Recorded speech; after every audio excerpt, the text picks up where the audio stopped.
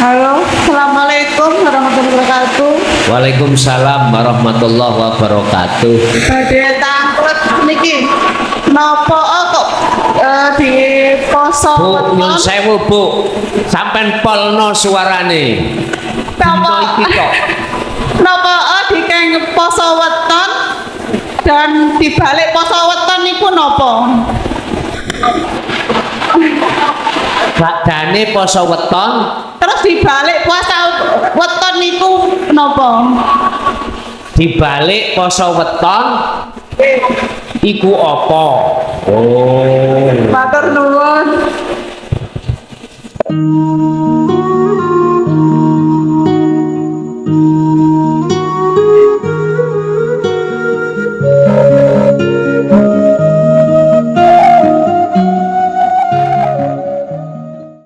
Alhamdulillah, dalam kesempatan malam hari ini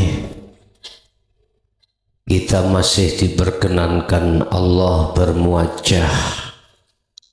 Untuk malam hari ini kita akan membahas tentang iman yang secara syariat kita mengetahui iman itu ada 6 yang menjadi rukun umat Islam.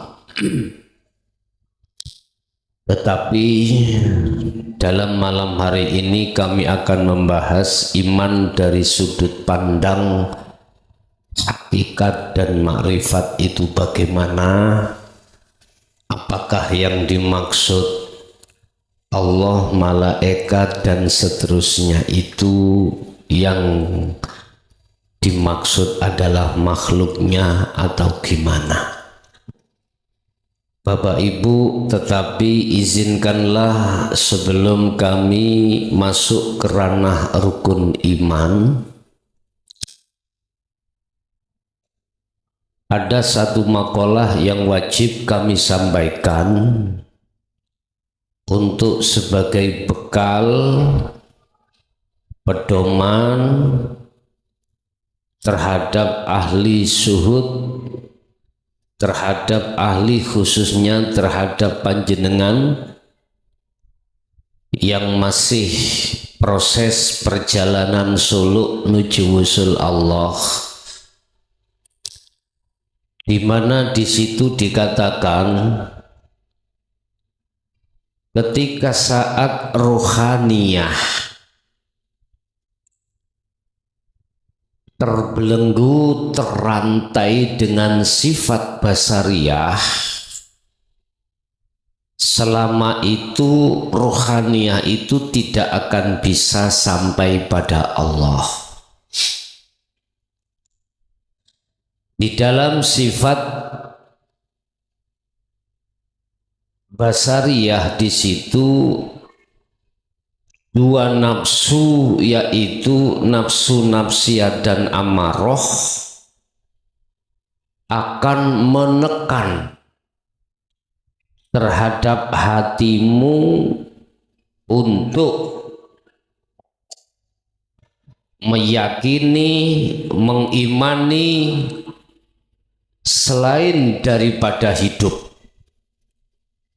yang segala-galanya. Saya ulang, tatkala ruhaniyah itu terbelenggu oleh sifat basariyah, yang sifat basariyah di dalamnya ada nafsu nafsiyah dan amarah, maka sampai kapanpun ruhaniyah tidak akan pernah bisa sampai dan bertemu dan kembali pada Allah. Jargonnya sifat basariyah itu adalah memaksa ruhaniyahmu untuk beriman terhadap selain Allah dalam hal apapun. Contoh, silir-silir ngene iki. Nah, bahasa Indonesia apa? Semilir seperti ini terasa isis dan dingin, Pak, nggih. Nggih.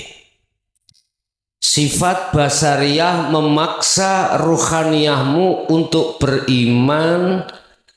Dinginnya, semilirnya itu ditimbulkan dari angin yang campur dengan hujan. Kan itu makhluk, Pak. Dipaksalah kita untuk beriman bahwasanya suara yang timbul kerasak-kerasak ini dari jatuhnya air menimpa apa itu?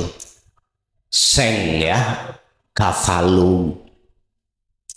Kita dipaksa seperti itu.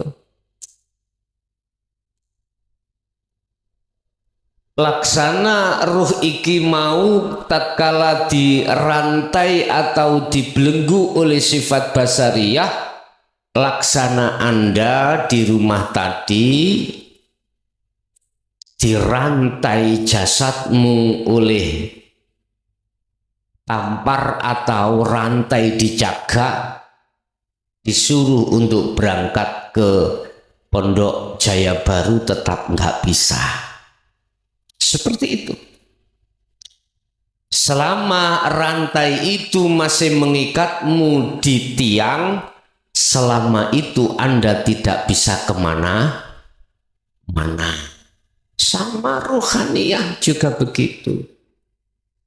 Selama ruhaniyah itu terikat oleh sifat basariyah, selama itu rohaniyah akan beriman terhadap Allah. Ketika ruhaniyah beriman terhadap selain hidup inilah, selain Allah inilah, zona Anda ini disebut zona innalladzina kafaru. Disebut zona di mana ruhaniyahmu telah menyekutukan Allah dengan sesuatu yang lain.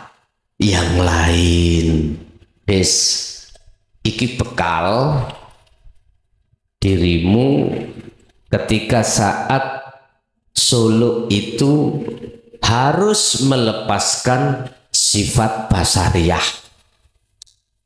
Caranya Anda untuk melepaskan sifat basariyah itu bagaimana? Udah, sebelum Anda melakukan tindakan apapun, apakah Anda tindakan khalwat secara umum atau khusus, sebelumnya Anda harus tenangkan ruhaniyahmu dulu. Tancapkanlah semua apa yang terjadi pada dirimu semata-mata itu milik Allah, milik hidup itu, apapun itu harus kau tancapkan sistem tajalli terhadap Allah. Harus kau tancapkan penafian keakuan dirimu atau makhluk yang segala-galanya. Setelah itu penetapan keakuannya hidup dalam dirimu yang segala-galanya. Inilah yang ku maksud. Anda nggak butuh waktu lama bisa sampai ke hadirat Allah, bisa ke makom musyahadah. Hanya ini. Inilah bekal yang harus kau bawa ketika saat nanti bagi pemula, khususnya tatkala melakukan khalwat. Oke, Bapak Ibu, kita masuk pada rukun iman. Di situ ada iman pada Allah. Amantu billahi wa malaikatihi wa kutubihi wa rusulihi, termasuk takdir, kodok kodar, perkara gaib yang ada pada diri kita. Pertama adalah Allah. Oke. Kita imannya itu pada Allah yang mana? Pelajaran yang di syariat kemarin udah, sementara bukan Allah yang kita sebut itu. Yang kami maksud, imanmu itu masuk di dalam zona hidup. Udah, zona hidup. Jadi bukan Allah yang disebut nama, bukan. Imanmu harus masuk di dalam hidup yang baik, ada di dalam maupun di luar dirimu. Itu amantu, iman sopo ingsun billahi kelawan Allah. Allah sing dimaksud bukan nama, itulah alladzi asra bi abdihi. Zat hidup yang bukan sifat yang menggerakkan dirimu. Wes, ruhaniyah harus imannya di situ. Kemudian malaikah wa malaikatihi.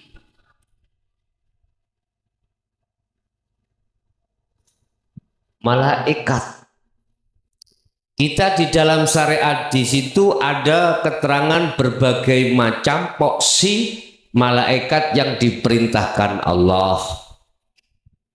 Ada malaikat yang nyabut nyawa, membagi rezeki, malaikat yang menjaga surga neraka, yang mencatat amal baik buruk. Udah Pak, yang dimaksud malaikat ini seluruhnya. Tetapi bukan makhluk itu yang ku maksud. Bukan makhluk nama Allah, bukan makhluk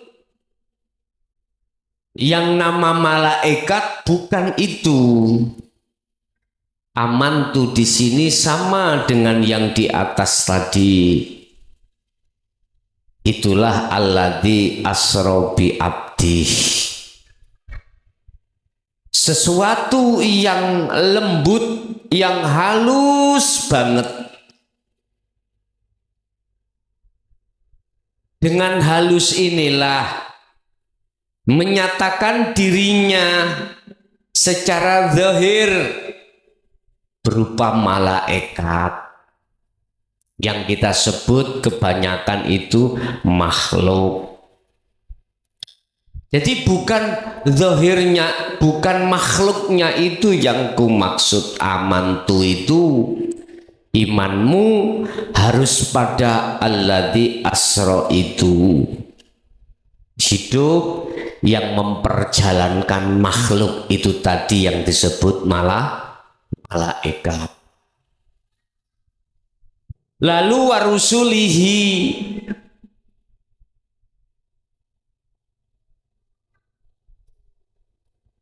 wong wedok sing biasa rokokan, rokokan gak usah isin-isin, nyapo isin-isin, rokokan ya rokokan, biasa nyusur Gus, yes genti rokokan.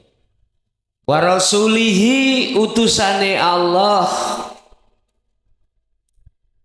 konteks secara syariat rasulihi iki adalah para rasul mulai Nabi Adam sampai Nabi Muhammad secara syariat. Bukan makhluk itu yang kumaksud imanmu. Imanmu itu harus jatuh pada hidup yang memperjalankan makhluk itu.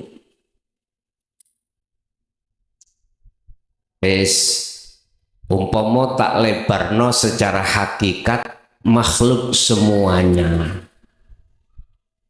Anda ya makhluk, air ya makhluk, angin ya makhluk, batu ya makhluk, tumbuh-tumbuhan ya makhluk.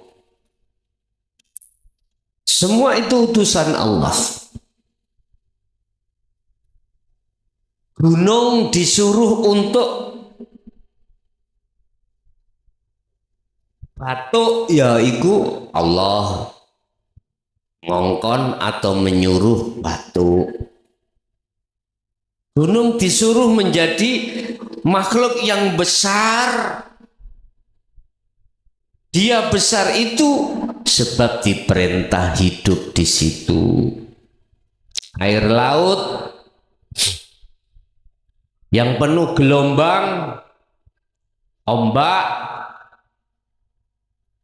tampilan secara dohir itu ya karena diperintah hidup di situ. Imanmu harus jatuh pada alladzi asrobi abdi. Imanmu harus jatuh pada hidup yang memperjalankan kuwi. Itu semuanya. Terus tumbuh-tumbuhan, ya, tumbuh-tumbuhan berkembang sampai ada buahnya dan lain sebagainya. Dia terwujud seperti itu prosesnya karena memang diperintah Allah. Maksud iman itu jangan jatuhnya itu wujute kuwi ku wujute kuwi aja. Imanmu harus jatuh pada wujute kuwi wujute hidup.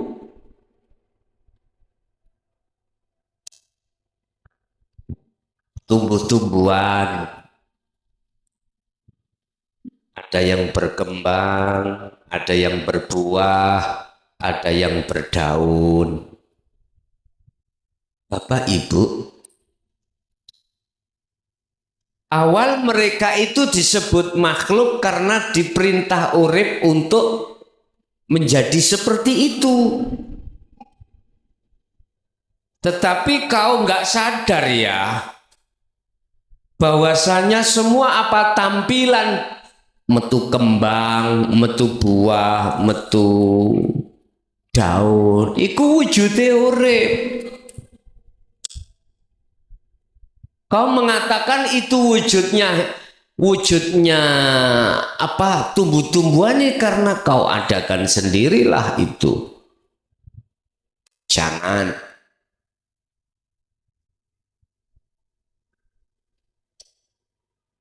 Jadi bagaimana?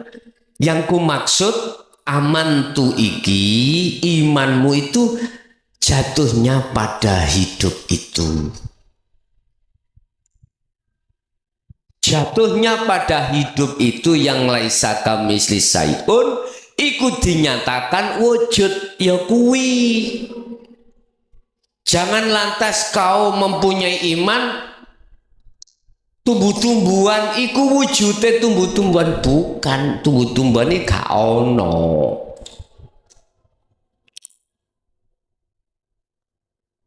Sifat rohime Allah dikeluarkan dalam Rahman yang berupa wujud dohir kuwi. Jangan lantas kuwi kok mengatakan iku wujude tumbuh-tumbuhan. Ojo ilangno wujude tumbuh-tumbuhan ilangno. Nyatane urip di situ yaiku ono kembang, ono buah, ada godong, ada tangkai. Ya sama halnya Anda ini secara dohiriyah. Makanya aku tanya, mengapa di dunia ini nggak ada yang sama? Nggak ada. Masyotah itu disebut saudara kembar. Pasti ada yang nggak sama. Nah itu loh nyatane wujude urip yang laisa kamislihi sayun tadi. Lah gue jaluk langsung. Jadi tanamkanlah imanmu itu jatuhnya tidak terhadap makhluk karena makhluk sudah tidak ada. Lah banyak yang nggak sama itu dadekno sitok dulur. Jadikan satu. Namanya wahdaniyah. Hadiahkan semuanya itu jadikan satu biar tidak kelihatannya banyak ngono. Terus piye carane ndadekno sitok biar ahad iku. Kembalilah pada hidup. Wis ning Quran itu ada Asmaul Husna jumlahi 90 songo. Ar-Rahman, Ar-Rahim sampai As-Sabur lebokno nanggone nama Allah. Ngene lho dulur. Nama Allah tak kau wedekne ya. Loh di dalam Allah itu ada 99. Makanya disebut jalalah. Itu ada di situ.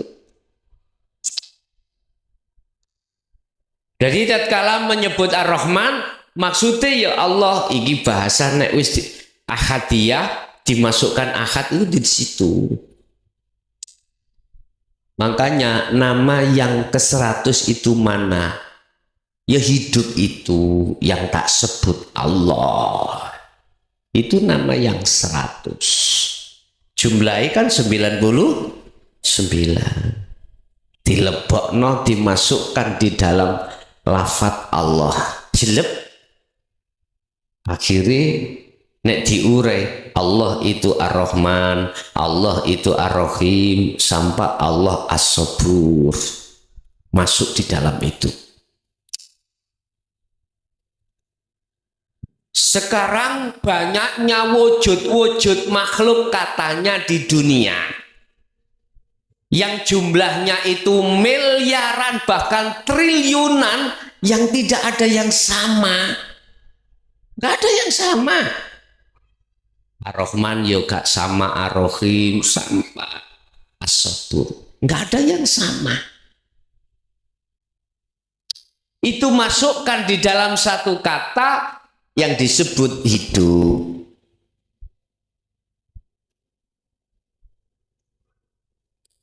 Manakala kau ingin tahu nyatanya hidup secara dohiriyah, yaiku nyata raimu kabeh iki.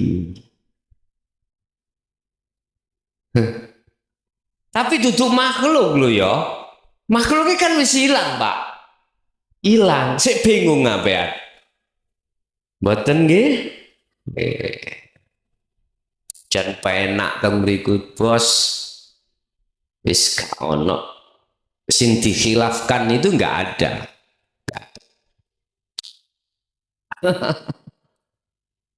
Wa kutubihi kitab-kitabe Allah. Wa kutubihi.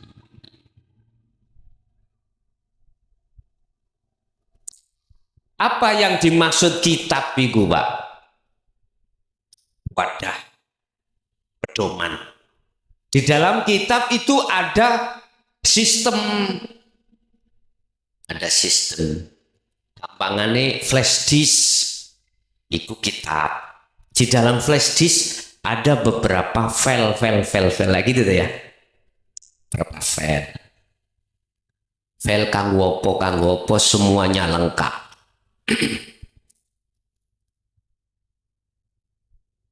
Bahasa syariat wa kutubihi ya kitabiku. Taurat, Zabur, Injil, Al-Qur'an. Syariat bahasa syariat. Tidak sempurna iman seseorang, tidak sah iman seseorang manakala dia tidak mengimani bahwasannya Taurat, Zabur, Injil itu kitabnya Allah. Tidak sah iman seseorang kalau dia itu tidak beriman bahwasanya Injil, Taurat, Zabur itu songko Allah. Harus beriman. Dan tidak sah iman seseorang manakala Yesus itu Anda tidak beriman kalau itu Rasulullah. Nggak sah imanmu. Ini bahasa syariat. Bahasa syariat. Nah, di dalam kitab itu ada pengajaran Bapak Ibu. Yang pengajarannya itu ada pengajaran dua, yaitu yang disebut kitab teles ambek kitab garing. Itulah yang maksud adalah ajaran yang membimbing jasmanimu dan membimbing rohaniahmu. Ajaran yang membimbing jasmaniamu yang disebut hablum minan nas itu tertuang di dalam hukum syariat.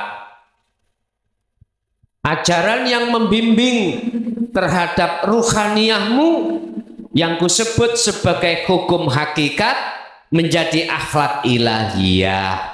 Iku sing disebut kitab teles. Yang pertama disebut kitab garing. Lah, jatuhnya iman sampai di mana? Apa pada kitab itu, kitab garing dan kitab teles itu, flash disknya itu bukan Bapak Ibu. Imanmu harus jatuh pada hidup yang berupa wujud iku sistem. Tahu sistem ya? Di dalam flash disk itu ada sistem Bapak Ibu. Ada sistem. Ya sistem itu wujud Allah. Dengan sistem itu kau bisa terjadi Anda menafikan selain hidup, menafikan selain Allah, dan mengitsbatkan Allah. Dengan sistem itu akan menjadikan Anda itu bisa berjalan dengan benar. Dengan sistem itu akan menjadikan mata kau bisa melihat, telingamu bisa mendengar, lesanmu bisa berucap, hidungmu bisa mencium bau apapun, dan seterusnya.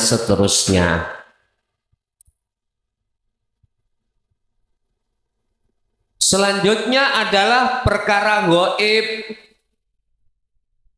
Apa? Anda harus iman terhadap perkara gaib. Gaib baik yang tertampil di dalam alam kasyaf maupun alam musyahadah.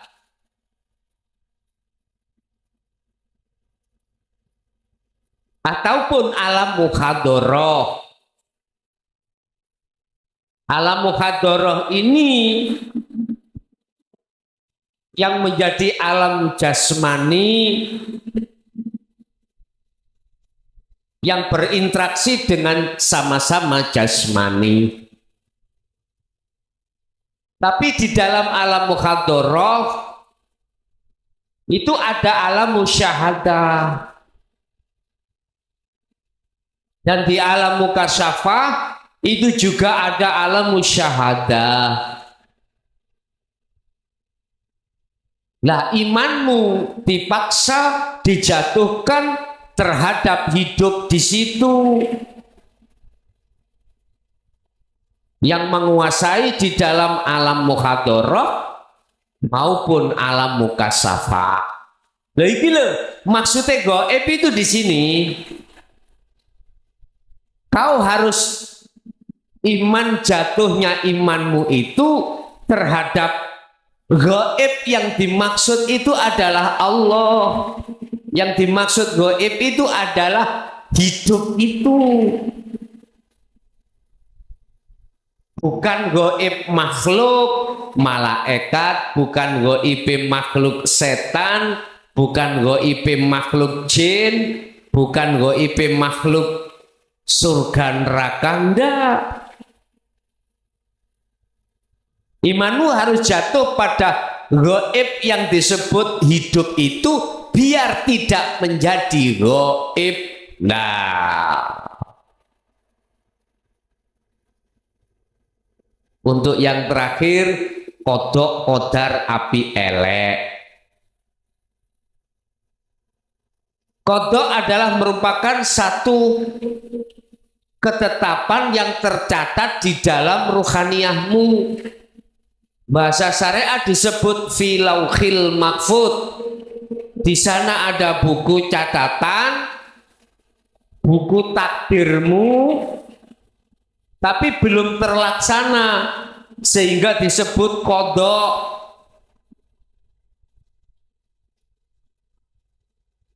Maksudnya itu adalah kehendak di dalam hatimu.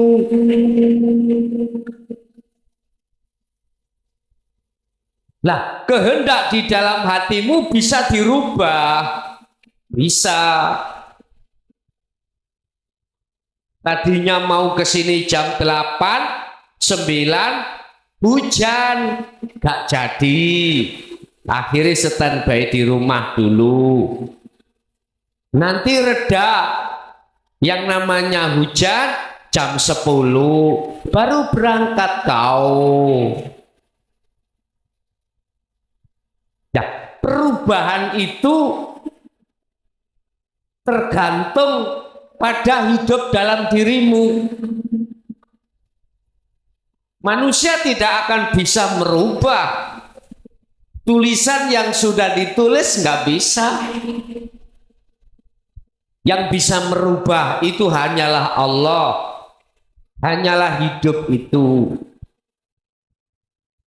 Bentuknya apa? Itu contoh tadinya kau mau berangkat jam 8, jam 9. Ternyata mau berangkat hujan, cari mantel nggak ada. Akhirnya nunggu dulu jam 11, 10, 11. Ngaji nih selok buyar. Ya wis teko tok gak apa-apa. Wong teko.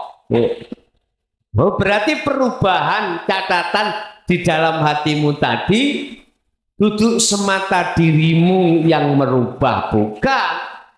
Ya hidup dalam dirimu. Lawang dirimu itu sudah tiada. Bagaimana mungkin perkara yang tidak ada Anda itu kok bisa merubah? Nggak iso.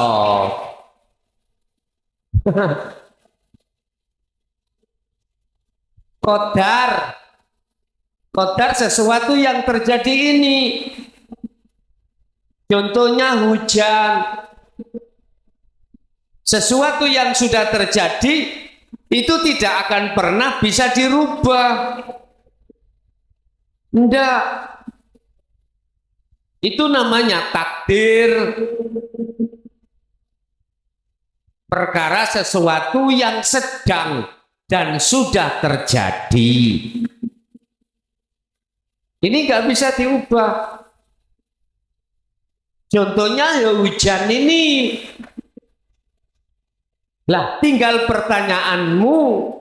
pertanyaannya di dalam hatimu, sudahkah hilang dirimu sebagai makhluk atau selain dirimu sebagai makhluk? Kalau sudah hilang, maka inilah wujud dohiri Allah. Apa yang kau lihat, apa yang kau tampak di mukamu itu. Sudah. Kodok, kodar, takdir api lan elek. Khairihi wa syarrihi minallah. Maksudnya yang bagaimana? Padahal di dalam satu ayat yang dijadikan sebagai kelas kita waktu ada di syariat, api elek iku nek api sangka Allah, kalau jelek datangnya dari dirimu sendiri. Yo nafsu iku sing dimaksud. Lah terus secara hakikat kok bisa mengatakan bahwasanya api sangka Allah, elek juga sangka Allah. Baik itu dari Allah, jelek itu dari Allah. Kita mengambilnya dari sisi mana kok itu semuanya dari Allah? Inilah Pak yang kumaksud hidup itu. Kalau hatimu belum yakin kalau hidup itu wujudnya Allah, pasti kau akan membedakan yang baik dari Allah, yang jelek dari nafsumu sendiri. Ini. Jadi hilangkan makhluk di dalam ruhaniyahmu, hilangkan. Karena itu doktrinnya sifat basariyah di situ mengadakan sesuatu selain Allah.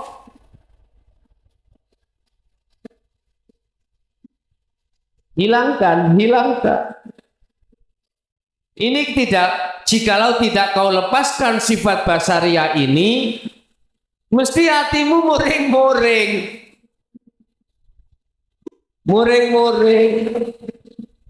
Ngaji tuas ngotot ora krungu, muring-muring kok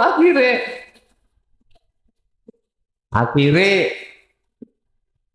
sing kok salahno iku ya banyudan akhire. Hei, kok salahno bagaimana udan iki? Kui salahno, kui gak kok salahno, kui trimo gak kok trimo, tetep ini terjadi. Lah lapo dirimu kok bakar sendiri ku nyapo? Gak usah dibakar. Nanti panas dewe nanti. Bapak Ibu hadirin, ngene iki bejone sing nonton ning YouTube. Iya. Gak krungu kerasa-kerasa, krungu mungkin ya hanya sedikit, tapi jelas suarane. Udah, tak simpulke, mulai Allah sampai takdir api elek, iku ojo didelok dohire. Yang dimaksud iman secara hakikat itu adalah ruhaniyahmu itu jatuhnya pada hidup. Paham nggih? Bila muncul nama Allah, muncul nama malaikat, muncul nama para rasul, kitab-kitab atau hal-hal yang lainnya, itu karena bimbingan sifat basariyah tadi loh ada di situ. Kita semua pernah ngalami iman yang gelurung, iman yang tersesat, ini pernah ngalami semuanya. Lah sekarang sudah tahu, gitu, iman yang delurung, iman yang tidak benar dan iman yang benar. Kesimpulannya,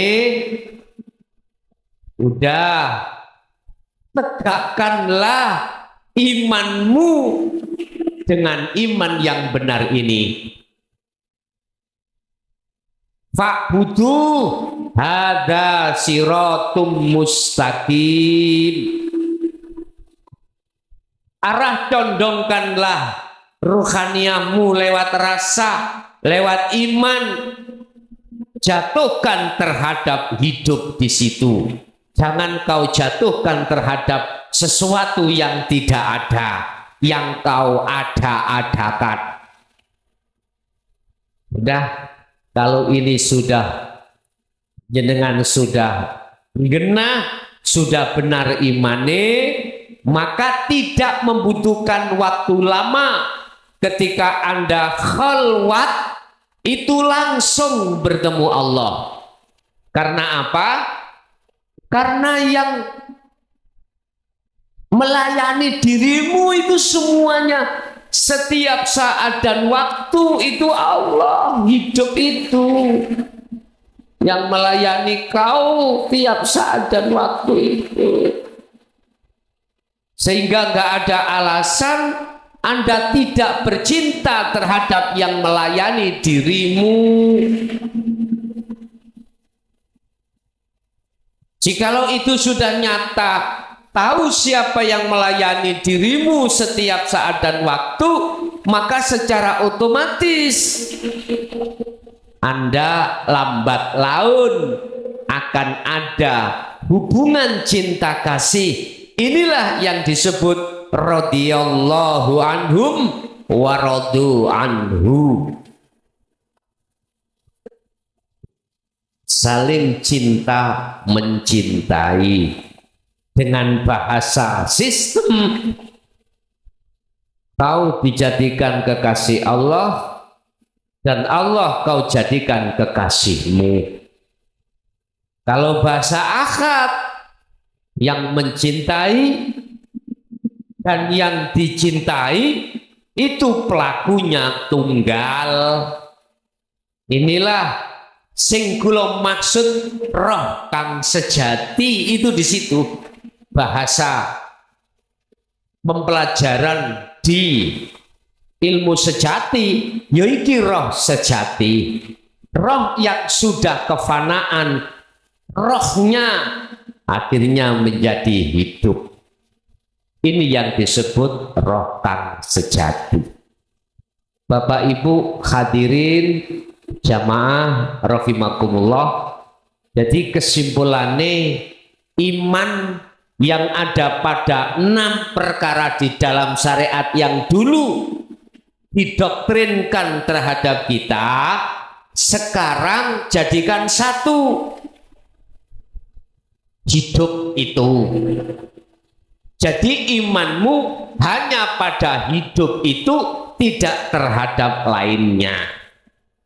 Kalau imanmu itu sudah jatuh hanya pada hidup, maka selain hidup termasuk nama Allah, termasuk nama malaikat, termasuk nama Rasul, itu sudah tidak ada. Maka pujaanmu, pujianmu, penghambaanmu mesti benar.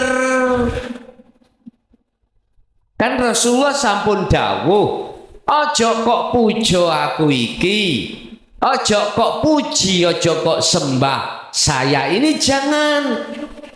Sebab saya itu sama dengan kau, basar, sama manusianya. Oleh sebab itu, sembahlah apa yang ku sembah, pujalah apa yang ku puja. Alhamdu utawi sekabai puji iku lillahi, kagungane Allah. Lah jelas toh. Pujalan puji itu mung dateng gesang dulur. Wis, ibu bapak terutama yang masih pemula, andai kata tadi apa yang disampaikan itu membikin dirimu bingung, membikin dirimu kontras, wis gak apa-apa, tidak apa-apa. Diamkan dulu imanmu, manakala belum sampai di situ, diamkan dulu. Nanti aku yakin suatu saat kau akan memahami apa yang dimaksud tadi. Termasuk yang paling bahaya, yang paling susah dimengerti adalah Allah melahirkan dirinya atas wujudnya itu berupa raimu kabeh ini, berupa makhluk sak dunya iki. Sehingga mengapa makhluk di dunia ini yang jumlahnya triliunan itu enggak ada satupun yang sama. Itu menunjukkan sifat wahdaniyah Allah, makna sawiji. Nes pundi saged dirungokno ya. Ya. Nek sing sebelah mriko sondok penak ya. Sik krungu. Oke, Bapak Ibu hadirin, itu apa yang bisa disampaikan pada malam hari ini terkait masalah rukun iman, jatuhnya pada ahad, yaitu hidup, yaitu Allah Subhanahu wa Ta'ala. Sekarang masuk pada sesi tanya jawab dan dialog. Barangkali ada yang perlu ditanyakan, monggo kami persilakan.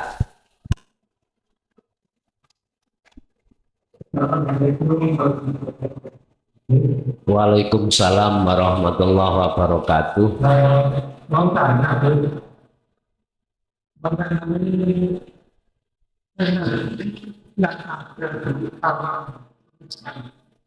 energi yang ada,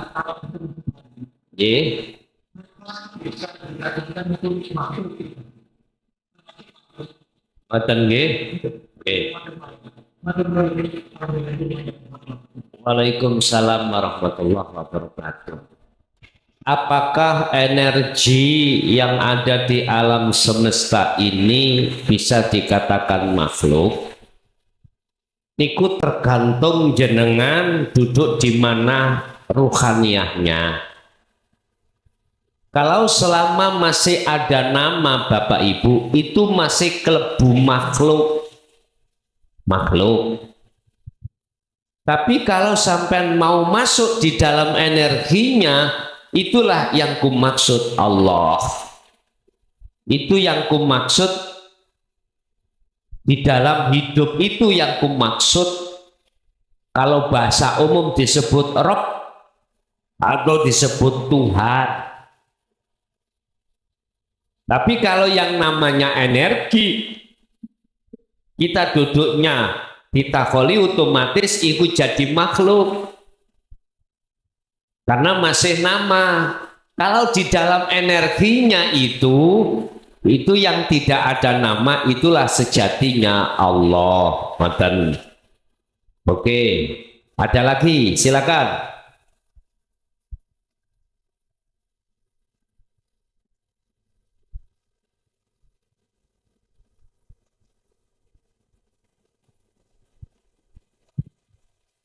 Assalamualaikum Gus. Salam. Kulo Adi Wiono saking Tulungagung. Nggih. Hakikate salat tarawih niku pripun? Hakikate Salat tarawih. salat tarawih. Kali niki napa cara basa Jawane pengertiane satriya peningit niku pripun? Apa?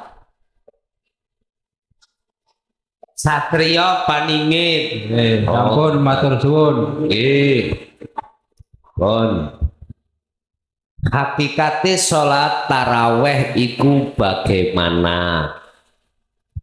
Bapak Ibu, tarawih itu terjadinya hanya di bulan Ramadan.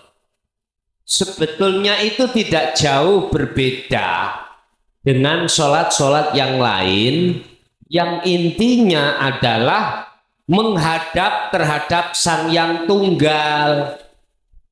Kalau kita tarik dari sisi hakikat, ruhaniyah panjenengan itu menghadap terhadap hidup. Wes, itu sholat taraweh. Yang kedua terkait Satrio Paningit. Siapa Satrio Paningit itu? Dia yang telah memilah-milah antara yang batil dengan yang hak. Bahasanya ruhaniyah yang jatuhnya itu sudah sampai pada makom musyahadah, itulah sejatine satrio paningit. Lah wis dikeke kode, cak iki udan teles, wis gandang ngalih, ya wis. Oh, kayak nutupi mesin iku lho, cek gak teles, bensin teles awake. Ngoten. Jadi satrio paningit itu adalah jiwa yang jiwa itu sudah didudukkan Allah di musyahadah, Pak. Itulah satrio paningit. Siapapun Anda kalau ruhaniyah ini sudah didudukkan di musyahadah, tatkala itu jadi pemimpin, pasti menjadi pemimpin yang adil. Ora gampang sok korupsi, ora gampang kok sok mbelani wong sing salah.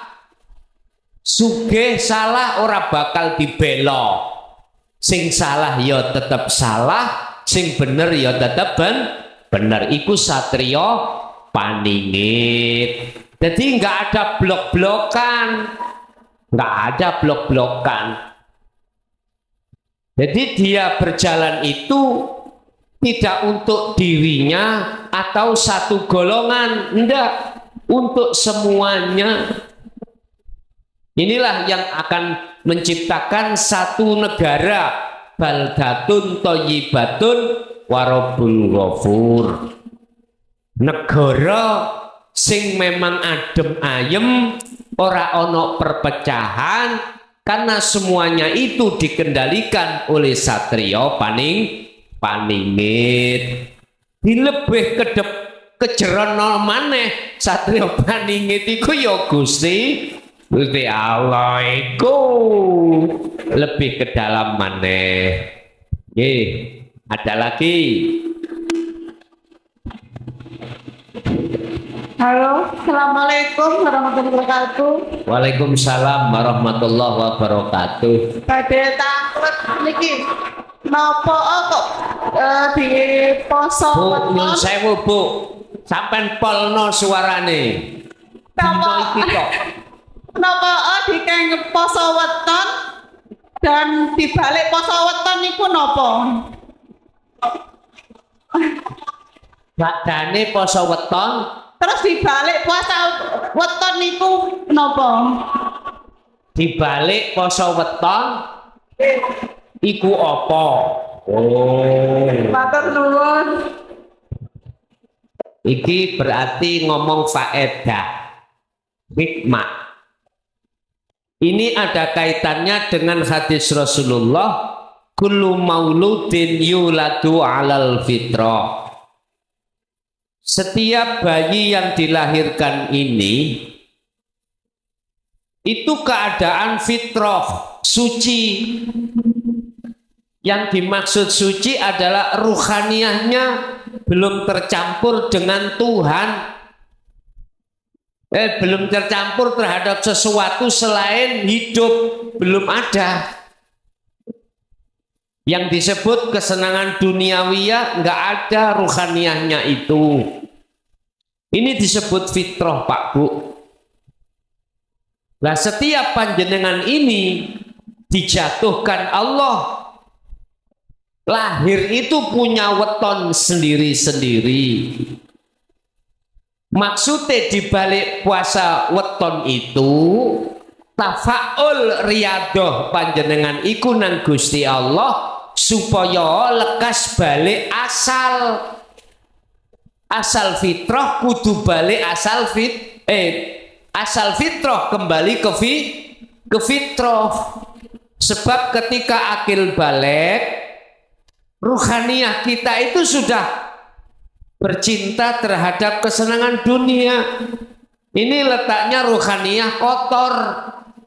Diperintahkan untuk poso weton itu supaya Anda itu kembali ruhaniyah kefitrawan. Tapi kalau itu diajarkan hanya untuk riadoh, tidak didukung dengan pengamalan ruhaniyah di dalam dzikirnya secara teori, ya ora iso. Akhirnya bati luwe bati ngelak. Poso mbek Ramadan sama. Anda Ramadan puasa tanpa hakikat syariat saja ya bati luwe bati ngelak. Harus kau sertakan sirul asrore. Poso ruhaniyah ini berarti posomu itu syariat didasari dengan makrifat Allah. Baru inilah laku yang dilakukan oleh Kanjeng Rasul. Dan ini maksudnya Allah, udkhulu fisilmi kafah, biar sempurna amaliyah apapun dasarono amalia iku kelawan ruhaniyahmu itu makrifat pada Allah. Jadi di belakang dibalik poso weton itu ada makna riyadhah supaya ruhaniyahmu itu lekas fitrah lagi. Begitu Pak Bu. Ada lagi. Assalamualaikum warahmatullahi wabarakatuh. Tanya Gus, bagaimana tata cara berziarah dan mendoakan khususnya orang tua yang telah meninggal dunia? Matur suwun. Assalamualaikum. Bagaimana tata cara mendoakan orang tua yang sudah meninggal dunia? Jenengan berlakulah jasmani iku hukum syariat. Contoh, khususon nang wong tuwaku loro Al-Fatihah. Maksudnya dengan Fatihah itu secara syariat diampuni segala kesalahane, diterima ing ngersane Gusti Allah. Lah, ketika jenengan iku membaca hal itu, ruhaniyahmu itu harus nafi isbat, artinya harus meniadakan dirimu yang berlaku. Artinya lagi harus keakuan Allah di dalam dirimu yang melakukan, jangan dirimu merasa yang melakukan. Inilah yang kumaksud amaliyah yang didasari makrifat dateng Gusti Allah. Iku carane Bu. Lah, kalau seperti ini maka bukan anak yang solihah soleh itu yang mendoakan orang tuanya, bukan. Yang melakukan semuanya itu hanyalah hidup itu. Baru kalau Allah menurunkan sifat jaiznya, walaupun secara hukum menurut hukum iki salah, hukum iki mang ahli neraka, ahli adab. Kalau Allah yang berkehendak, siapa yang ngalang-ngalangi? Sifat jaiznya turun, sopo sing ngalang-ngalangi? Nggak ada. Ini Bu caranya Bu. Makanya di dalam hadis awaladun solihun ya daulah itu nggak dijabarkan waladun soleh, anak soleh sing bagaimana, nggak dijelaskan. Pokoknya dia yang jasmani itu ninggalkan larangan, menjalankan perintah jasmani. Apa bisa dia itu menolong orang lain? Wong dia berjalan sendiri aja nggak bisa. Bagaimana mungkin bisa menolong yang lain? Menolong dirinya sendiri tidak bisa. Itu sifatnya makhluk. Makanya ya pungkasi makhluk dalam dirimu, pungkasi, tiadakan. Baru teng mriku yang muncul adalah sang yang wujud. Yang muncul itu sang yang wujud. Ya sang yang tunggal itu, ya hidup itu yang kumaksud. Baru nanti kalau ini yang melakukan, maka tidak ada sesuatu yang coro akal hukum itu salah menjadi salah, tidak. Akhirnya ini yang melakukan, kalau Allah tidak ada, Allah itu salah. Oke, ada lagi. Waalaikumsalam warahmatullahi wabarakatuh.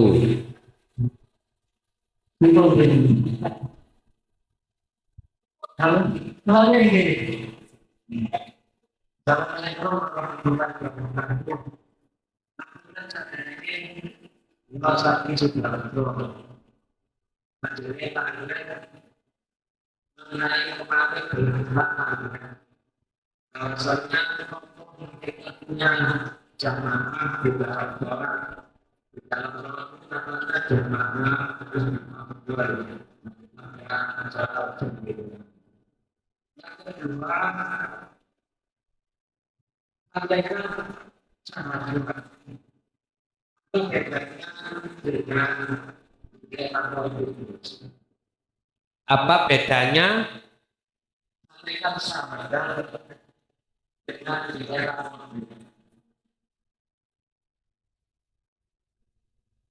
Era kodim. Oh, oke. Waalaikumsalam. Jamaah. Jamaah iku akeh, Pak.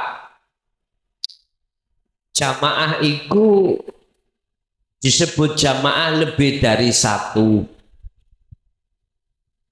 Artinya Anda lebih baik lewat jalan tidak satu, ya, dan banyak jalan. Lebih baik banyak jalan daripada jalan satu. Ini tabrakan sampai torikoh loh Pak ya. Mohon maaf. Jalan untuk menuju Allah itu banyak sekali. Banyak jalan menuju Roma.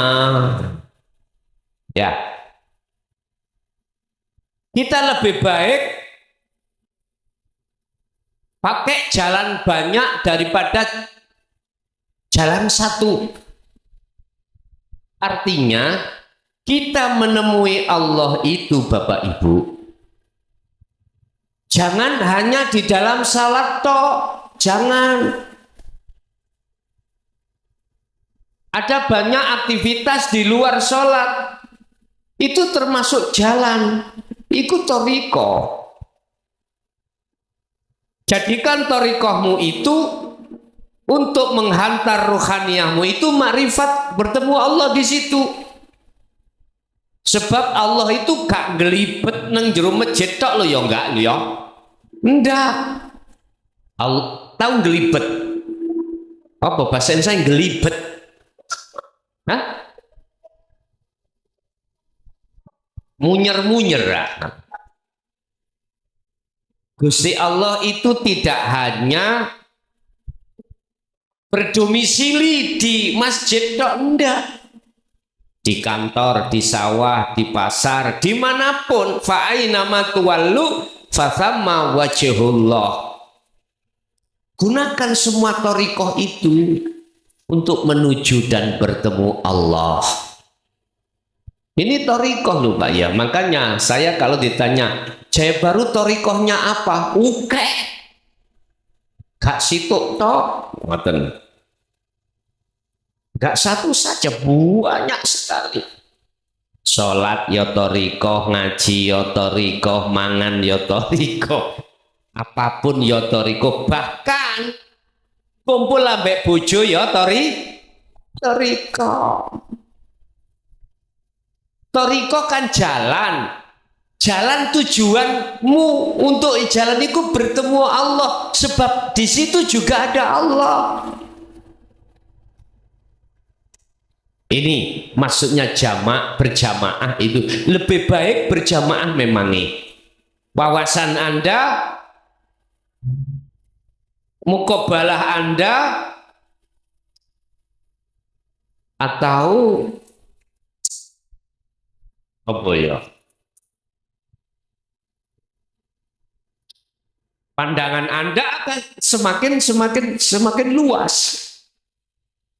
Kalau Anda itu bertemu Allah hanya di dalam sholat 5 waktu tok, dan atau bertemu Allah itu lewat kau juhud khusus tok, bengi tok misalnya, awannya aku belakrak nih ngono.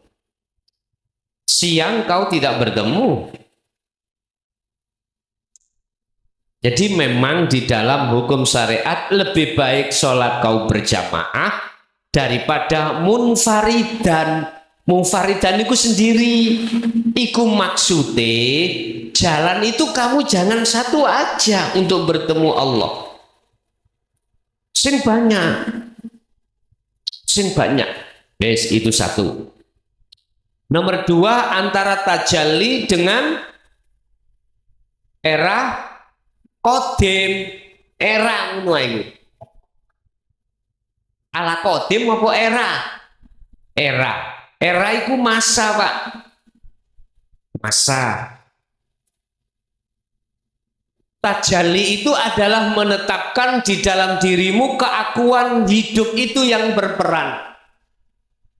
Lah, disitulah masa kodim memang sama. Maksudnya sama.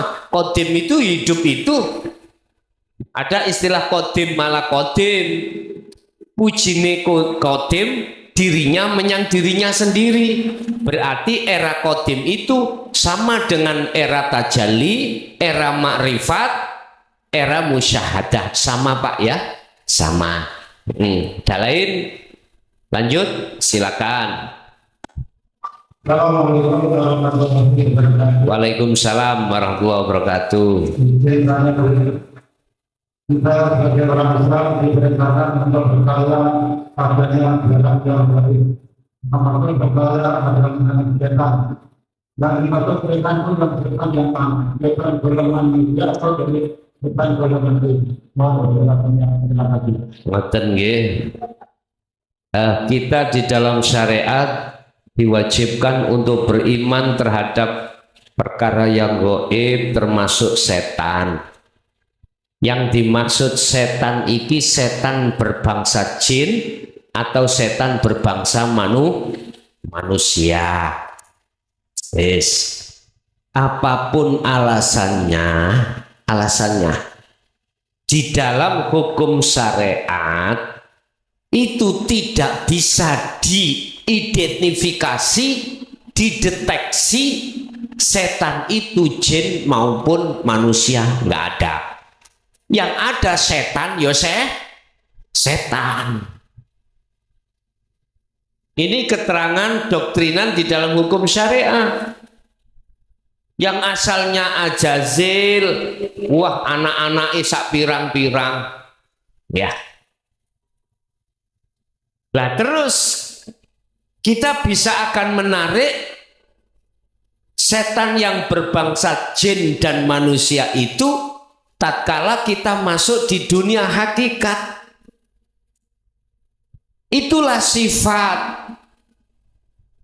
Jikalau ada manusia yang sifatnya mengarahkan ruhaniyahmu untuk beriman selain Allah, selain hidup, berarti yaiku setan bangsa menungso. Sama. Blegere aja manusia, tapi sifatnya adalah sifatnya iblis. Lah maksudnya percaya perkara gaib iku apa? Bapak Ibu, setan dari bangsa jin maupun manusia sing ngongkon sapa? Wis dibuka di dalam surah Al-Hijr ayat 39 sampai 42. Iblis ngomong, "Ya Rabb, wahai Tuhanku, aku sudah kau cap sebagai makhluk yang tersesat. Nggih, kula trimo. Ikhlas kula. Ngenggonin rokok panas ikhlas kula. Tapi izinkanlah saya untuk menjerumuskan Adam dan anak putu Adam." Diterjemah, "Oh ya, silakan."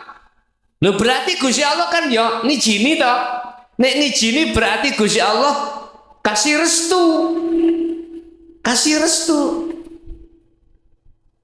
Wis, kita jangan melihat makhluknya yang dimaksud iman itu. Kita harus masuk di dalam siapa yang merintahkan. Siapa yang merintahkan? Makanya ayat yang ke-40 mengatakan illa ibadaka, kecuali hambamu yang tidak aku bisa jerumuskan ya Rob. Siapa itu? Disebut al-mukhlasin, mereka yang senantiasa bersuci ruhaniyah dari iman selain Allah, selain hidup. Otomatis mereka ini karakternya selalu dzikir sirul asrar sampai fana'u dzikri, pasti tidak terlepas dari itu. Jadi anak putunya Adam, mulai Adam sampai anak putu Adam semua terjerumuskan kecuali mereka yang mukhlasin. Di situ Pak. Yang jenengan niki gak lanang gak wedok yang sudah mengenal sirul asrar dan menjalankan sampai fana'u dzikri. Udah. Iki mukhlasin.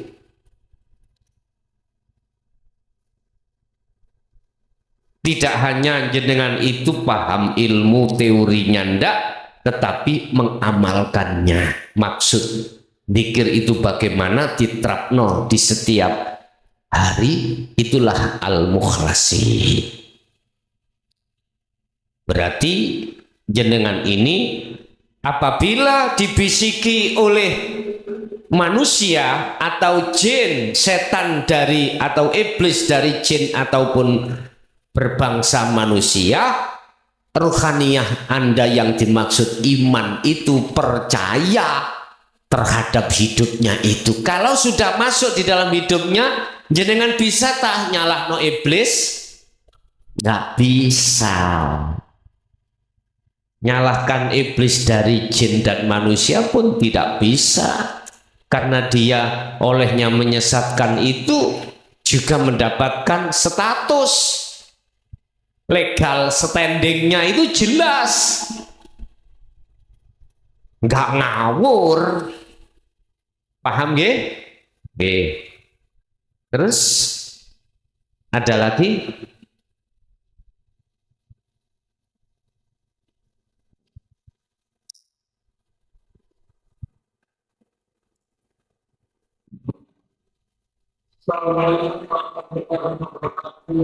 Waalaikumsalam warahmatullahi wabarakatuh. Terus ngapunten wonten pertanyaan titipan video.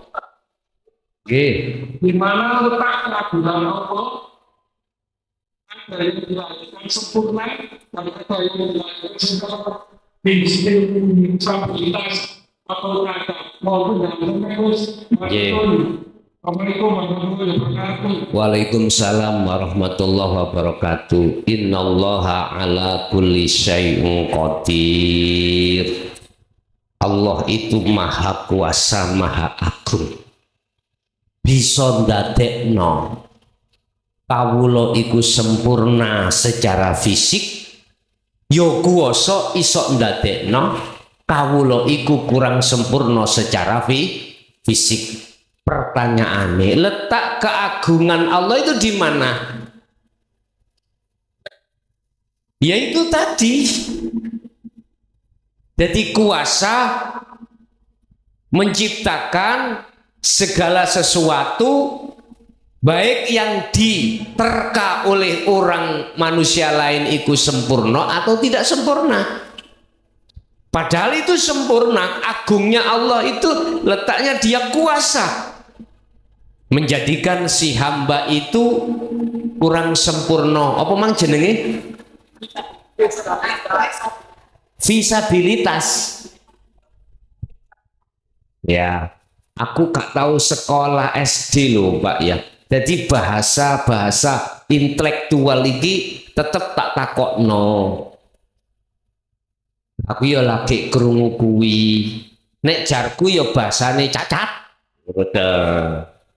Loh, kecacatannya itulah letak keagungan Allah. Kalau Allah itu maha kuasa menciptakan model yang seperti itu. Cuman berhubung manusia itu dikuasai sifat basariah, maka menerka, menuduh yen Allah itu bahwasanya Allah itu gak agung. Loh, di situ loh.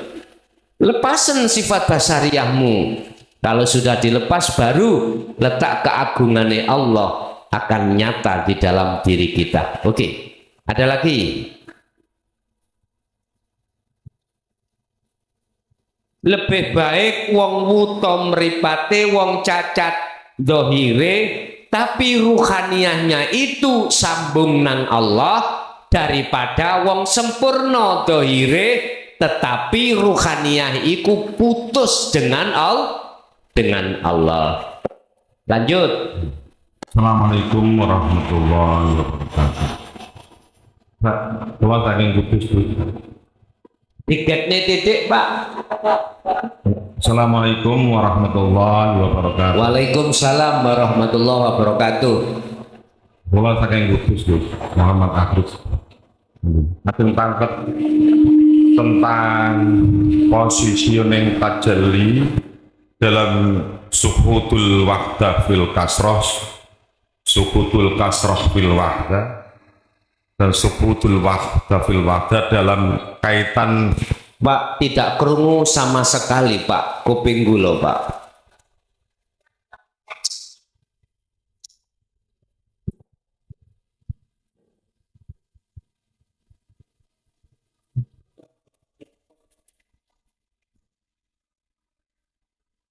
Pertanyaan saya tentang positioning tajalli dalam kaitan suhutul wahdah fil kasroh, suhutul kasroh fil wahdah, dan suhutul wahdah fil wahdah dalam kaitan pembahasan malam ini tentang rukun iman. Matur mawon Gus. Assalamualaikum warahmatullahi wabarakatuh. Waalaikumsalam warahmatullahi wabarakatuh. Tak gerabake wis. Tajalli mutlak ngono. Tajalli af'al, tajalli asma, tajalli sifat, tajalli zat. Ngono bae. Ya napa? Oh, ngoten. Wahdatul wahdah. Iki sama dengan gini, Pak. Ini biasanya dididik di dalam ajaran wahdatul wujud. Nyawijekne sing nyawiji. Wahdatul wahdah itu di situ. Nyawijekne sing nyawiji. Akeh tapi sitok, sitok tapi sitok. Ya. Lah sekarang sebelum wahdatul wahdah iki akeh dhisik dadekno sitok. Koyoke kan urip iku akeh Pak nggih. Si A, si B, si C dan lain sebagainya. Bagaimana caranya itu jadi ahad? Banyak tapi satu. Banyak tapi ahad.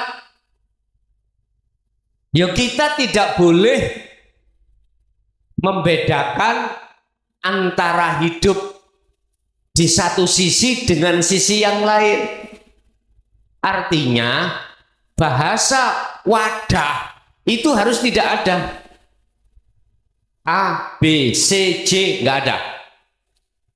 Awal akhir tidak ada. Zahir batin sudah tidak ada. Jadi untuk menyinkronkan sawijine sangka dene ukeh, tunggale sangka dene ukeh, ini berarti Anda harus sistemnya dari tahali, membersihkan yang banyak, setelah itu muncul ahadnya. Jadi yang banyak tidak ada, yang ada hanya tunggal, berarti hidup itu yang dimaksud. Wis ahate ahad, sawijine sawiji, mana? Ya di dalam dirimu sendiri tadinya itu. Tadi makhluk banyak. Sekarang terakhir adalah pelepasan dirimu sendiri. Inilah yang dimaksud man arafa nafsahu faqad arafa rabbahu. Ikut dirinya sendiri, tidak melibatkan orang lain. Siji tapi tunggal. Nah, ikilah sing tak maksud wau. Zahir ambek batin iki sudah tidak ada bedanya. Yang tadinya saya sebut halusnya halus, yaiku laisa kamislihi sayun. Lah iki ditampilke wujude iki secara zahir ya dunya saisine. Terus bagaimana caranya tidak ada bedanya di antara dua itu? Atau Allah dengan Muhammad, itu posisi di wilayah di mana ruhaniyah sampeyan kali kulo itu sudah terdiam, tanpa berucap, tanpa berlafat, tanpa berangan-angan. Ini sing dimaksud meneng ning kuasa, meneng ning apa? Meneng tapi gerak, meneng tapi weruh, meneng tapi krungu, mendengar, meneng tapi kuasa, yaitu kalau yang dimaksud tajalli mutlak kalau wau, baik mulai zat sifat asma af'al, yang 4 perkara itu jadi satu yang disebut hidup. Yang dimaksud tajalli, tajalli dalam dirimu roh, tajalli dalam dirimu nama, manungso, tajalli pada dirimu sifat, anane menungso, tajalli pada dirimu af'al, lakune menungso. Iku kau kembalikan semua itu af'ale Gusti Allah di dalam satu wadah yang disebut ahad. Ngoten. Nggih, ada lagi? Assalamualaikum warahmatullahi wabarakatuh. Waalaikumsalam warahmatullahi wabarakatuh. Digetno Pak. Oke. Non sewu Gus, ini lebih mendalam lagi ya. Apakah kalau kita melakukan satu amalan atau laku dzikir itu hanya dzikir umum saja, tidak disertai dzikir khusus, hanya umum saja, tidak pernah atau jarang melakukan dzikir khusus. Apakah ini bisa sampai kewusulan atau ma'rifatullah Gus? Makaten mawon matur nuwun. Assalamualaikum warahmatullahi wabarakatuh. Allah wabarakatuh. Disebut dzikir umum iku la ilaha illallah, diucapkan secara dohir. Bisa niku ndugi kemakrifatan manakala sampean sertai dzikir sirul asror, bisa. Tetapi manakala itu tidak dengan sertai sirul asror, tidak bisa. Atau dzikir siri, diucapkan di lisan Allah, di hati Allah, tapi tidak kau sertai sirul asror, tetap nggak bisa. Nggak bisa. Kuncinya kemusyahadah makrifat Allah itu, Bu, kalau kita bicara dzikir itu di sirul asror, sebab terjemahannya dzikir itu adalah hati sadar dan menyadari dengan rasa atau iman bahwasannya yang berperan semuanya itu hanyalah hidup itu. Allah itu bukan kita.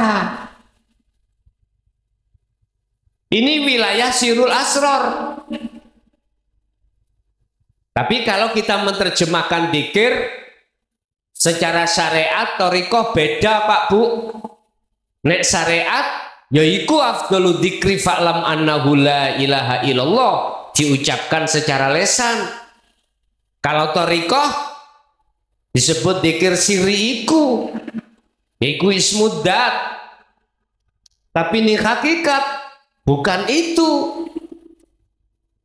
Makanya tidak memakai suara, tidak memakai nama atau yang lainnya, hanya diem. Jadi terjemahannya dzikir hati sadar dan nyadari bahwasanya hidup itu hakikatnya Allah, hidup itu hakikatnya yang berperan.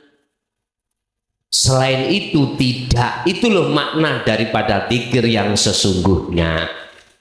Otomatis Anda tidak merasa diri Anda, karena diri Anda sudah hilang. Berarti yang dzikir siapa? Ya Allah dewe. Innani anallah, sesungguhnya aku iki adalah Allah. La ilaha illa ana, tidak ada Tuhan kecuali aku. Berarti yang ngomong yang aku loh, ngono yo. Akunya Allah itu sendiri. Oke, ada lagi. Assalamualaikum warahmatullahi wabarakatuh. Saya memantau dari seluruh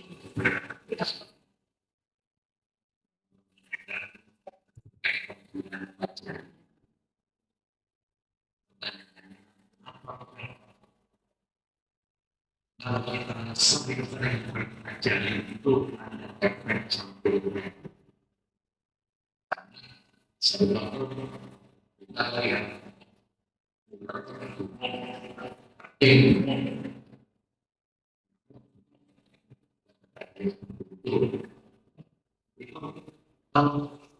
ini aja jangan-jangan efek sampingnya itu kita mengirim ujian yang baik itu cukup kelihatan itu sangat berat.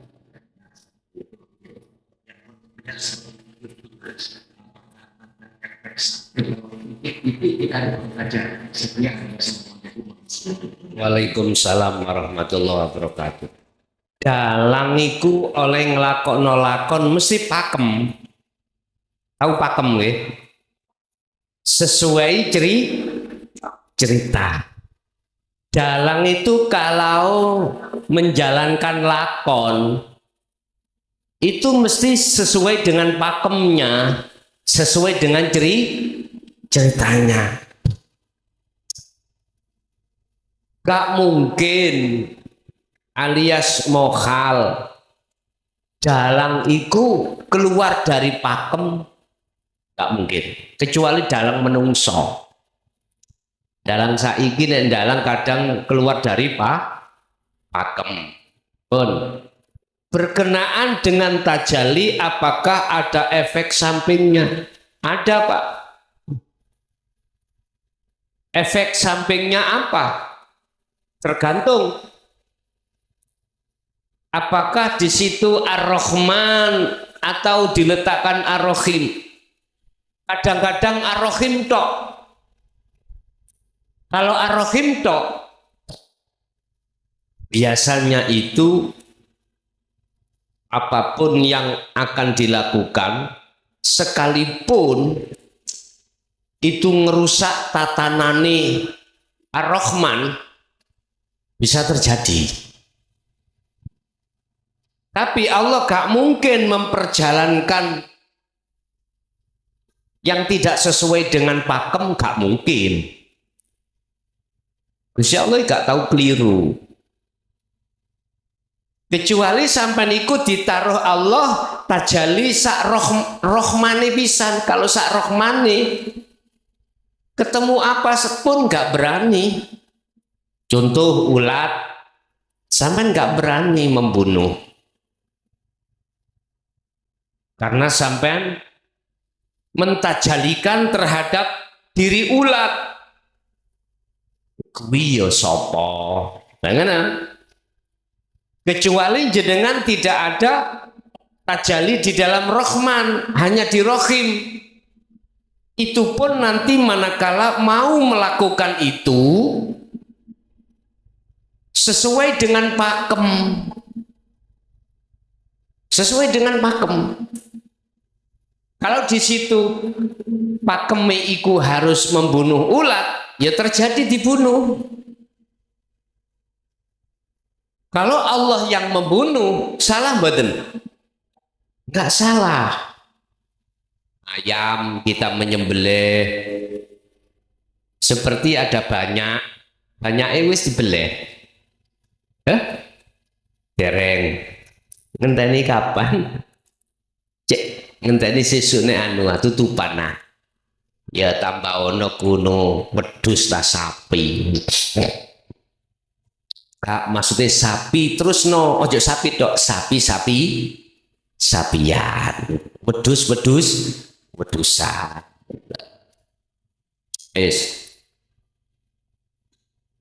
Pasti tidak akan keluar dari pakem dari Allah. Kalau pakemnya itu tidak ada toleransi dengan sifat Ar-Rahman, nggak mungkin nabrak sak Rahmane mboten. Makanya kekasih Allah yang sudah bertajalli itu ada dua. Ada yang masih disertakan Allah Ar-Rahman, ada yang tidak, hanya Ar-Rahim. Hanya Ar-Rahim tok. Nah, kalau masalah efek positifnya itu Anda di dalam diri Anda tidak ada persoalan yang salah. Karena diri Anda sudah tidak ada. Tajalli kan makhluknya sudah tidak ada toh Pak. Maksudnya tajalli itu kan kemakhlukan Anda itu sudah tidak ada. Justru efeknya itu di dalam dirimu itu akan tatmainnul qulub. Kalau efek negatif mungkin seperti ini. Jenengan dikira orang koyok orang ngelamun. Tahu orang ngelamun? Nyeleleng. Karena selalu tajalli ini mutlak. date ditajalekno, sifate ditajalikan, asmane ditajalikan, af'al pun juga ditajalikan. Ini Anda kalau hanya ar-rahim, ya seperti itu. Jadi koyok wong nyelelang. Tapi kalau ar-rahmannya itu ditaruh di dalam diri jenengan, nggih mohon maaf. Inilah yang kumaksud ada kolerasi antara hukum syariat dengan hukum hakikat. Niki kolerasi atau keseimbangan antara hukum dohir dengan hukum batin. Dan ini yakin Allah tidak akan pernah coro lakon itu keluar pakem gak kira. Lah tadi yang dikhawatirkan kok beleh anake ditajalikan, beleh bojone ditajalikan. Iku piye? Seperti itu. Bapak Ibu, sebelum muncul tajalli itu kan sudah dikemas oleh Allah. Dikemas. Apakah hal ini juga terjadi? Dan ini apa tidak bahaya efek sampingnya? Kita mengatakan bahaya kalau toh memang melihat hukum dohir. Pertanyaannya apakah diterjadikan akan beleh anak? Lah gitu toh. Tadi saya katakan Gusti Allah itu nek gawe lakon gak mungkin salah pakem, keluar pakem gak mungkin. Contoh sekarang di Timur Tengah ya terjadi peperangan antara negara Rusia dengan Ukraina. Oke, syariate karena alasan saling benar. Yang Rusia mungkin dia juga merasa benar, terancam. Sing Ukraina juga merasa benar. Akhirnya saling mempertahankan, terjadilah qatil wal maktul, bunuh dan membunuh. Yes. Terus manakala dihadapkan hal seperti ini bagaimana? Tergantung manusianya bagaimana itu nanti. Di dalam syariat sudah jelas mempertahankan kedaulatan negara, perang terus terjadi mati, hukumnya mati syahid. Dan atau perang membela agama, mati di medan peperangan, hukumnya mati syahid. Iku jarene hukum Islam syariat. Mongkane wong kandel-kandel matek surga bos. Banget nggih. Wis cara syariat kelasnya seperti itu yo kita maklumi Pak. Karena pelajarannya dewe. Ana ta wong beribadah iku isih ana kelas krana ganjaran swarga. Nek gak dikeingin nek gak gelem budal. Ada seseorang ibadah amaliyah iku krana karomah. Pengen duweni karomah. Pengen kebuka al-ghuyub. Sataril ghuyub. Perkara-perkara sing halus yang orang lain tidak tahu iku supaya tahu. Itu ada. Orang amaliyah pengen seperti itu juga ada. Ini kan endingnya di mukasyafah. Ada. Kilahuma madmumun. Dikatakan kedua golongan ini madmum. Sih dipaidu Gusti Allah. Masalahnya amaliyah itu tidak disebut lillahi ta'ala. Sedangkan yang dimaksud lillahi ta'ala prosesnya golek ridho dhisik. Golek ridaning Gusti Allah dhisik, banjur ngono mendekat, kemudian bertemu. Nuju ke lillahi ta'ala itu prosesnya golek ridho ning Allah sih. Lapo wamu sholat golek ridaning Gusti Allah. Dengan maksud supaya bisa mendekat dan bertemu. Kalau sudah bertemu, inilah disebut lillahi ta'ala. Semua apa yang terjadi pada diriku semata-mata iku af'ali Gusti Allah. Baru ini lillahi ta'ala. Bapak Ibu, kembali kepada efek daripada tajalli. Pasti ada. Yang paling mendasar tajalli itu menjadikan rohaniyahmu iku anteng. Aku gak bicara terhadap efek terhadap orang lain loh Pak. Enggak. Saya bicara efek terhadap rohaniyah kita. Mesti anteng. Ya ayyatuhan nafsul mutmainnah, disebut wahai jiwa yang damai anteng. Sebab apa dheweke kok anteng? Irji'i ila rabbik, dia kembali kepada Tuhannya. Kembali berarti ke akad. Otomatis ke akad itu kan jenengan tajalli, ya tak? Akhirnya ayatnya fadkhuli fi ibadi wadkhuli jannati. Kata Allah, awakmu tak masukkan golongan kekasihku, golongan yang jannah, yang enggak ada azab, berarti rahmat. Itu. Tetapi kalau yang ditanyakan efek daripada tajalli terhadap orang lain, apakah ada? Iya, ada. Apa efeknya? Lebih-lebih yang tidak berkenaan dengan atau bersinggungan dengan hukum syariat ini. Contoh.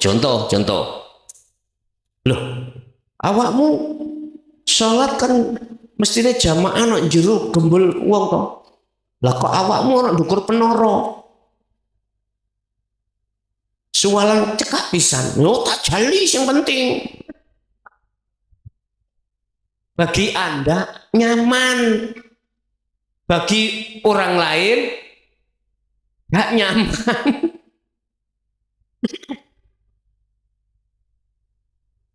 Gini Pak ya, aku gak ngerusak aturan jobong enggak. Oleh karena Anda tajalli, sholat itu Anda itu tidak membaca Bismillahirrahmanirrahim. Enggak. Tidak membaca bahasa Arab gitu loh ya. Tetapi Anda membaca bahasa Indonesia. Takbir ke Allahu Akbar, Allah Maha Besar. Dengan menyebut nama Allah. Jadi imam bisa. Iki nek Anda tajalli kan Anda tidak ada. Bagi Anda yang nggak apa-apa. Tapi bagi yang lain efeknya jadi fitnah. Secara hakikat makrifat Anda sendiri gak apa-apa. Karena di dalam diri Anda sudah ketiadaan diri Anda. Tapi bagi makmum, mohon maaf Pak, merata terusik. Akhirnya gak salah mengatakan sholatmu iki ndelurung, sholatmu iku sesat. Mestinya membaca Allahu Akbar takbir, kok malah kau membaca Allah Maha Besar.